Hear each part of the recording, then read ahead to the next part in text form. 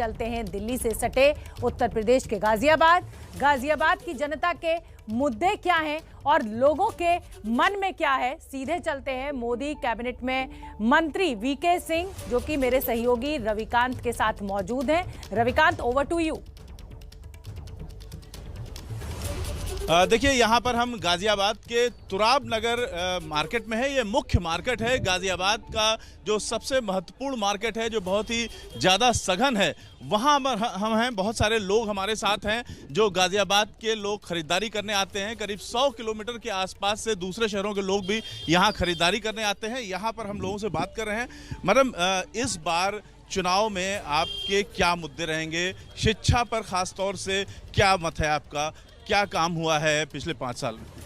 पिछले 5 साल में शिक्षा को ऊपर के लेवल पे, उच्च शिक्षा में तो काफ़ी काम हुआ है। भारत के बच्चे बहुत दूर दूर तक गए हैं, लेकिन मेरे मत से कि प्राइमरी लेवल पे अभी बहुत ज़्यादा काम नहीं हुआ है, जिसको ज़रूरत है हमें सुधार करने की। जिस हिसाब से कोरोना में बच्चे 2 साल बैठे हैं, तो शिक्षा का स्तर काफ़ी नीचे ही गया है।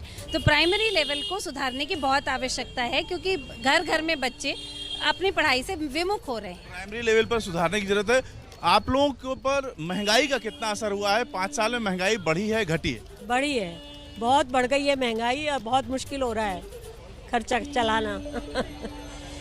और रोजगार की क्या स्थिति है? आप अपने घर में आसपास देखते हैं। रोजगार तो अब धीरे धीरे फिर से शुरू हो रहा है, क्योंकि बीच में तो बिल्कुल बंद हो गया था। अब थोड़ा सा स्थिति सुधर रही है। क्या लग रहा है कि रोजगार में स्थिति सुधर रही है? पहले से थोड़ी इम्प्रूव हो रही है, पहले से इम्प्रूवमेंट है। बिजनेस भी वापस आ रहे हैं। जैसे आप देख सकते हैं कि बाज़ारों की रौनक फिर लौटी है। लेकिन ये है कि बिजनेस को उस लेवल पे लाने के लिए महंगाई उस हिसाब से जो है कम नहीं हुई है। पेट्रोल के दाम इतने ज़्यादा है, हर चीज़ इतनी महंगी हो गई है कि हम सबको बड़ी स्थिति का सामना करना पड़ रहा है कि कैसे इस चीज़ को सुधारें। शिक्षा का खर्च आप लोग उठा पा रहे हैं? नहीं, बहुत महंगा है। इसको थोड़ा सा डाउन करना चाहिए सरकार को, इस पर कंट्रोल करना चाहिए। जैसे क्या होता है कि हर चीज़ के अपनी मर्जी से परीक्षा की फीस जो है 1000 रुपये, 1500 रुपये एक दिन ले लेते हैं। उसका थोड़ा सा करना चाहिए सरकार को। क्या लग रहा है, आप लोग शिक्षा का खर्च उठा पा रहे हैं? शिक्षा में कुछ काम हुआ है पिछले 5 साल में? नए स्कूल खुले हैं?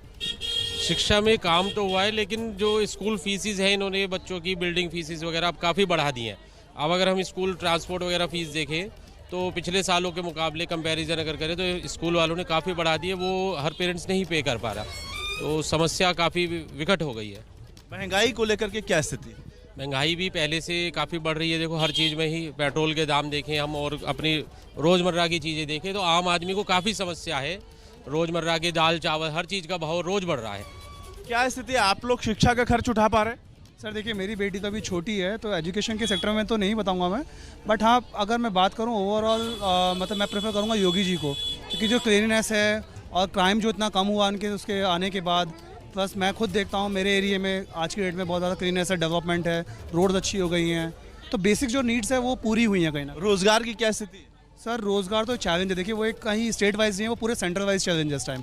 तो इसमें मैं स्टेट गवर्नमेंट को नहीं इसमें करूँगा, कहीं ना कहीं सेंट्रल गवर्नमेंट में उसे पिचिंग करना पड़ेगा सर। तो आप लोगों को लगता है कि रोजगार जो है वो सिर्फ सेंट्रल गवर्नमेंट की चीज़ है, या आपको लगता है कि राज्य सरकार को इसमें कुछ करना चाहिए? इसमें राज्य सरकार की बहुत ज़्यादा आवश्यकता है हस्तक्षेप करने की, क्योंकि रोज़मर्रा में हर आदमी, आम आदमी बहुत परेशान है इस समय।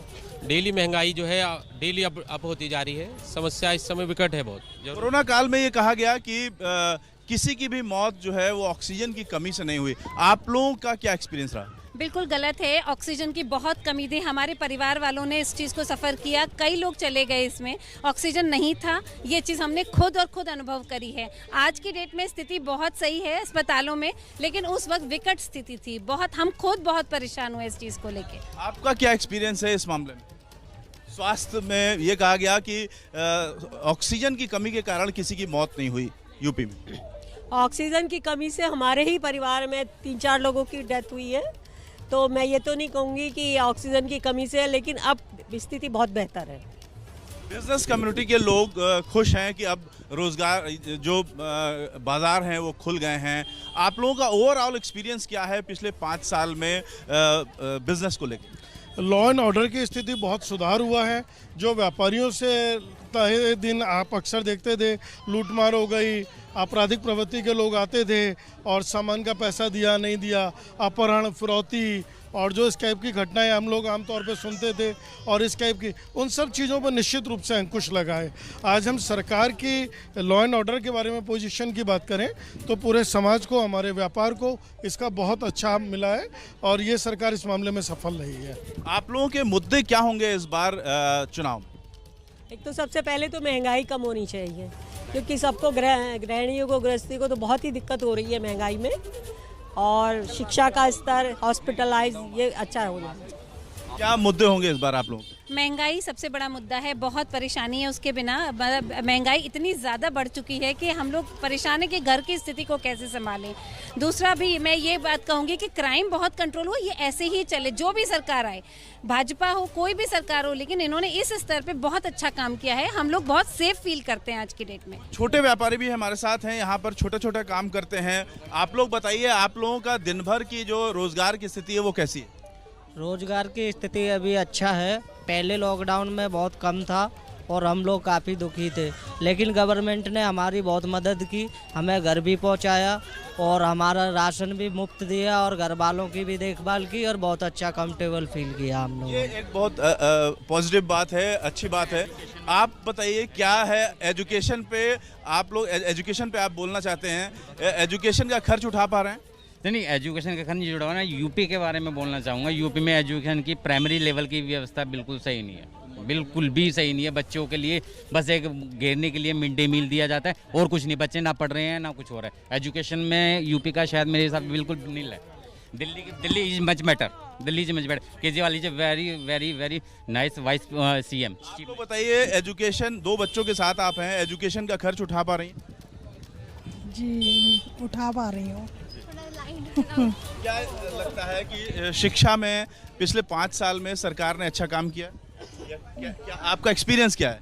मतलब ऑनलाइन क्लास चली तब तक तो काफ़ी अच्छा नहीं था, लेकिन अब स्कूल वगैरह खुल गए हैं तब से काफ़ी अच्छा हो गया है, वरना ऑनलाइन में तो पढ़ाई भी बच्चों की ज़्यादा अच्छी नहीं हो पा रही थी। सरकार ये कह रही थी कि ऑनलाइन शिक्षा के लिए उसने मदद की है, किसी तरह की मदद आपको मिली? हाँ मिली बच्चों को। ऑनलाइन क्या? ऑनलाइन हाँ जी, परसेंटेज डाउन हुई है, पहले जितनी अब थी उससे कम हुई है, बट अब ऑफलाइन हुई तो लग रहा है कि टीचर सही से पढ़ा रहे हैं और बहुत प्रोग्रेस हुआ है पहले से। तो अच्छा लगा, स्कूल जाके फ्रेंड से मिले, जो 2 ईयर से बिल्कुल बंद हो गया था सब कुछ। आपके लिए चुनाव में मुद्दा क्या होगा? मुद्दा तो कुछ नहीं है, कुछ नहीं। चुनाव में तो चुनाव में क्या मुद्दा? नहीं, राम मंदिर बन गया, यही चुनाव मुद्दा है हमारे लिए। तो हमारे लिए तो एक ही मुद्दा है इस बार, अगली बार जो भी होगा वो देखा जाएगा। आप बताइए, आपके लिए चुनाव में क्या मुद्दा होगा? चुनाव का मुद्दा तो कुछ नहीं होगा, ना महंगाई का ना कुछ होगा। सिर्फ ये होगा जी क्या नाम कि जो सरकार ने नियम लागू किए हैं, जैसे कि योगी सरकार जी ने क्या नाम की गरीबों की मदद की, जी राशन है, राशन फ्री दिया जा रहा है, ठीक है जी, गरीबों को, और जी गरीब लोगों के फ्लैट वगैरह दिए गए हैं, ये मुद्दा होगा, उनका मुद्दा ये होगा जी वो। और इस तरह से बहुत सारे लोग हैं। आप बताइए कि आपके लिए क्या मुद्दा होगा? मुद्दा इस समय देखो, बच्चों की जो पढ़ाई लिखाई का है, इस समय बच्चों की एजुकेशन की बहुत ज़्यादा ज़रूरत है आगे। और क्राइम रेट तो इन्होंने काफ़ी नीचे कर दिया है, काफ़ी डाउन हुआ है। इस तरीके से चलना चाहिए क्राइम रेट में। बाकी मुद्दा मेन जो है वो महंगाई का ही रहेगा आगे भी। आप लोग स्टूडेंट हैं, आप लोग बताइए, शिक्षा का खर्च आप लोग उठा पा रहे हैं? नहीं उठा पा रहे हम शिक्षा का खर्च जी। क्या लगता है कि शिक्षा में क्या कुछ हुआ है पिछले 5 साल? शिक्षा में काफ़ी कुछ मतलब बर्ताव भी आया है। कोई स्कूल कॉलेजेस आपके आसपास खुले हैं? हाँ जी खुले हैं, लेकिन कोई भी रूल्स या फॉलो नहीं हो रहे हैं। और शिक्षा के उद्देश्य में आजकल काफ़ी खर्च बढ़ भी गया है। इस पर सुनवाई ऊपर से तो हो रही है, पर नीचे लोग जो हैं वो सुनवाई को, उस चीज़ को फॉलो नहीं कर रहे हैं। सरकारी अस्पताल में मुफ्त स्वास्थ्य सुविधा मिल रही है आप लोगों को? नहीं मिल पा रही है। लोग जाते हैं, टक्कर खा के आ जाते हैं। मतलब ऊपर से तो है सुनवाई, पर नीचे के घूसखोर लोग जो हैं वो सुनवाई नहीं कर रहे। ना ही मेडिकल की सुविधा है, ना ही किसी चीज़ की कोई सुविधा उपलब्ध नहीं है। रोजगार की क्या स्थिति? रोजगार की स्थिति तो आप देख ही रहे हैं कितनी खराब है, बेहद खराब है स्थिति। और हर व्यक्ति पढ़ा लिखा भी जो है फल ही बेच रहा है, सब्जी बेच रहा है, रोजगार है ही नहीं बिल्कुल भी। इस बार आपके लिए चुनाव में क्या मुद्दा होगा? चुनाव में ही होना चाहिए, जो व्यक्ति बेरोजगार उनको रोजगार मिलना चाहिए, जो महिलाएं पढ़ी लिखी हैं उनको काम मिलना चाहिए, ये सभी मतलब चीज़ें होनी चाहिए। और ख़ास तौर से महिला हैं या पुरुष हैं जो भी हैं मतलब बेरोजगार, उनको हर तरीके की फैसिलिटी और सुविधा उपलब्ध करानी चाहिए। तो इस तरह से आप बताइए कि आपके लिए इस बार चुनाव में क्या मुद्दा होगा? मुद्दा तो महंगाई का मुद्दा तो है ही है, और साफ सफाई तो है ही सब जगह। रोजगार की क्या स्थिति? रोजगार तो देखो अब कोरोना के टाइम पे कम हुआ ही है, और कुछ स्थिति अभी सुधरी है। इसका बीजेपी राज में तो सुधरी है काफ़ी स्थिति। इस टाइम रोजगार तो सही ठीक ठाक अपनी स्थिति पर आ जाएगा, लेकिन मेन चीज़ है महंगाई जो बढ़ रही है रोज की। महंगाई मुद्दा होगी चुनाव में? हाँ बिल्कुल मुद्दा बनना चाहिए। जी आप क्या बोलना चाहते हैं? मैं ये कहना चाहती हूँ कि एक और मुद्दे तो अपनी जगह हैं, लेकिन कैंडिडेट्स का चुनाव भी बहुत संभल के करें। हमारे पास ऑप्शन ही नहीं होता कि हम वोट किसको दें। तो मैं सरकारों से ये कहना चाहूँगी कि आप अपने उम्मीदवारों को सोच समझ के खड़ा करें, ताकि लोग उनको भी अपनी पसंद से वोट कर सकें। हमारे पास सबसे बड़ी प्रॉब्लम यही होती है कि जो होते हैं उन्हीं को हमें वोट करना पड़ता है। तो मैं हर सरकार से अपील करना चाहूँगी कि कृपया करके अपने उम्मीदवार अच्छे छांट के लाएं, जो समाज के लिए कुछ करें, तो हमारा पूरा सहयोग उनको मिलेगा। तो गाजियाबाद के लोग अपनी अपनी राय रख रहे हैं सरकार पर भी और अपने मुद्दों के बारे में भी, लेकिन जो बात है वो सिर्फ सरकार बनाने की नहीं होनी चाहिए, बल्कि उसके आगे की भी बात होनी चाहिए।